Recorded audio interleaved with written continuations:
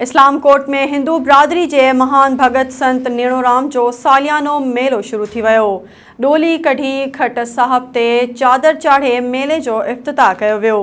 SS news के reporter रियाज़ सिकंदर मूजिब थरपारकर के नाले वारे समाज सुधारक हिंदू बिरादरी के महान भगत संत नेणोराम जो 49हों सालियानो मेलो अॼु शाम का पूरण भारती आश्रम में शुरू थी वियो आहे, जो श्री रामचंद मंदिर मां डोली कढ़ी संत नेणोराम आश्रम आंदी वई, जंहिंमें सवे औरतुनि ऐं मर्दनि शिरकत कई।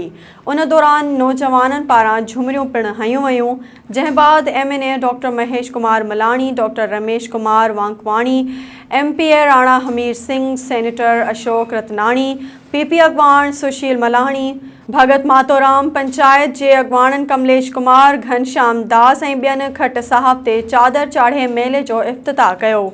बाद में आरती ऐं सत्संग ऐं कीर्तन जारी रहियो, जॾहिं त सुभाणे हू यकिया करे धजा साहब अस्थापन कई वेंदी। मेलो 3 ॾींहनि ताईं जारी रहंदो। मेले में शिरकत लाइ सिंध जी कुंड मां अक़ीदतमंदनि जे पहुचण जो सिलसिलो जारी आहे। ॿिए पासे TCO थरपारकर पारां ब्लड कैंप लॻाई वई आहे। DHO सिहत थरपारकर गिरीश कुमार कैंप जो इफ्तिताह कयो। वधिक ख़बरुनि अपडेट्स लाइ ॾिसंदा रहो SS न्यूज़ वेब चैनल। असांजे चैनल खे लाइक ऐं सब्सक्राइब करणु न विसारींदा।